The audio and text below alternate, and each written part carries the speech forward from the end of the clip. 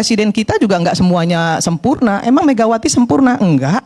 SBY sempurna? Enggak. Soekarno sempurna? Enggak juga. Soeharto apalagi? Gak ada yang sempurna. Ya, yang sempurna itu Nabi Rasulullah ya, enggak sempurna. Itu manusia pilihan loh. Karena apa? Karena dia manusia. Nah, kesempurnaan itu hanya milik Allah. Kenapa pemimpin-pemimpin yang zalim lahir? Karena salah satu yang saya pahami adalah masjid tidak lagi menjadi sumber lahirnya pemimpin-pemimpin baik. Kalau kemudian budaya masjid itu ditumbuhkan dan dialirkan kepada para pemimpin baru bagaimana menjalankan amanah, saya merasa kita punya potensi menjadi negara yang baik. Masjid penting, intelektualitas di kampus dibina melalui masjid juga sangat penting. Salah satu yang menarik, yang bagi saya cukup luar biasa dalam sejarah ketatanegaraan, saya menyampaikan di beberapa media soal ini. Kita itu terlalu berpikir bahwa perspektif Islam dan keislaman itu tertinggal. Tapi begitu saya baca buku, judul bukunya adalah The Jefferson's Quran, gitu ya. Qurannya Jefferson. Jefferson ini adalah Thomas Jefferson, pendiri negara Amerika. Dia ternyata baca Al-Quran, walaupun tidak Islam. Ya. Apa yang dia baca? Dia mau cari tahu, ya, bagaimana buat negara yang baik. Aturan di Quran itu seperti apa? Karena dia takjub ada satu permasalahan.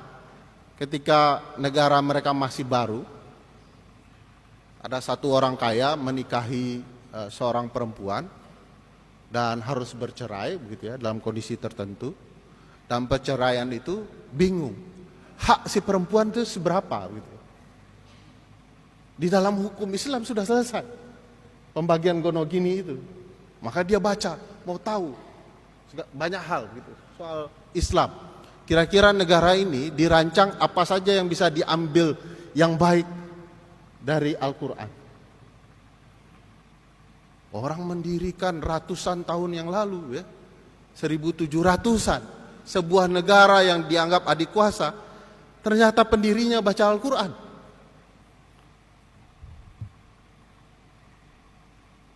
Nah, masjid bisa gak?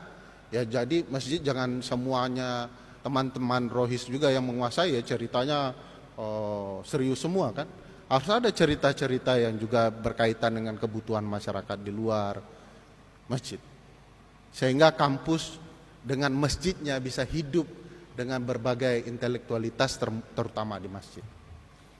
Jadi Ramadan ini mari kita hidupkan jihad baru, ya.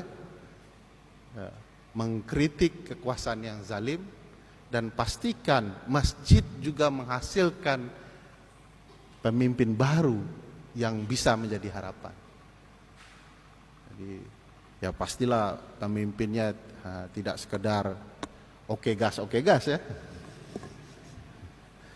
Tapi pemimpin yang betul gasnya, betul juga cara ngeremnya, gitu ya.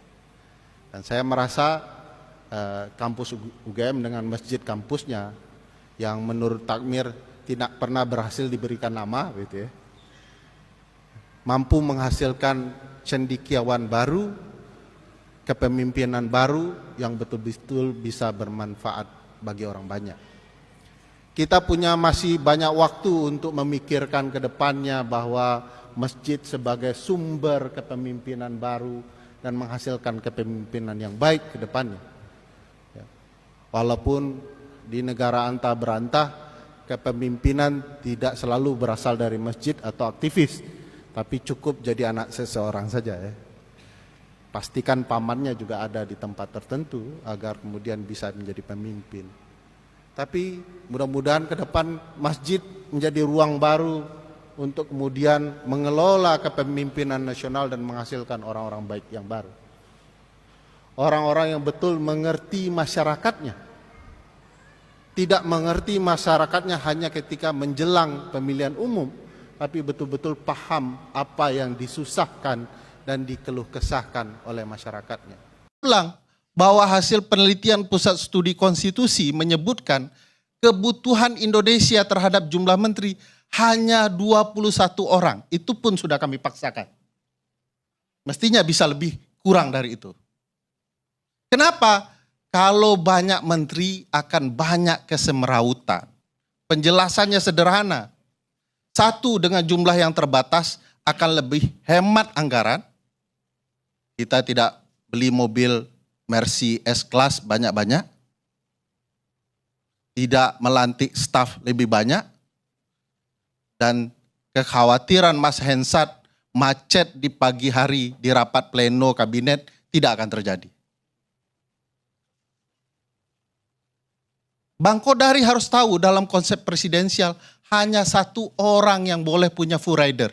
Namanya presiden. Di Indonesia, menteri-menteri, wakil menteri, orang yang berhubungan dengan menteri, tetangga menteri, orang kaya baru, semuanya pakai full rider. Bayangkan ketika rapat kabinet itu semua keluar. Macet. Tapi karena Bang Kodari sudah masuk level elit ya, calon potensial jubir, ya tentu tidak akan macet karena pakai full rider juga mungkin ya. Halo teman-teman, berjumpa bersama saya di Politik Dangi. Kalau kita melihat bagaimana Irma Chaniago, Irma Suryani ini teman-teman, sangat sok pintar sekali ya. Bagaimana setiap debat beliau itu sangat keras ya, menyerang lawan debatnya teman-teman. Dan yang blunder adalah ketika Irma sok menyebut semua presiden yang ada itu belum tentu benar ya. Pasti ada salah dan sebagainya. Dan oke, enggak apa-apa teman-teman. Dan begitulah seorang pemimpin ya. Pasti ada keunggulannya, pasti ada kelemahannya. Kalau kita melihat Irma Chaniago ini yang selalu mengkritik Anies Baswedan ya kan, itu sebenarnya ya kerjaannya ya, karena seorang politikus seperti itu teman-teman.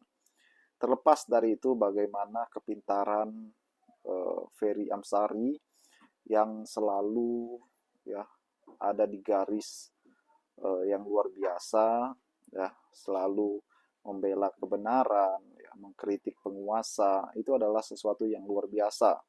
Harus ada check and balance, bagaimana para pemimpin ya harus dikritik, harus diberi masukan agar tidak melenceng daripada kepentingan rakyat teman-teman ya. Ferry Amsari ini sangat luar biasa, apalagi Anies, seorang pemimpin yang bijaksana, pemimpin yang menurut saya itu yang sangat bersih, santun dan amanah teman-teman. Dan kali ini ya Ferry Amsari itu benar-benar menunjukkan kehebatannya. Bagaimana menurut kalian?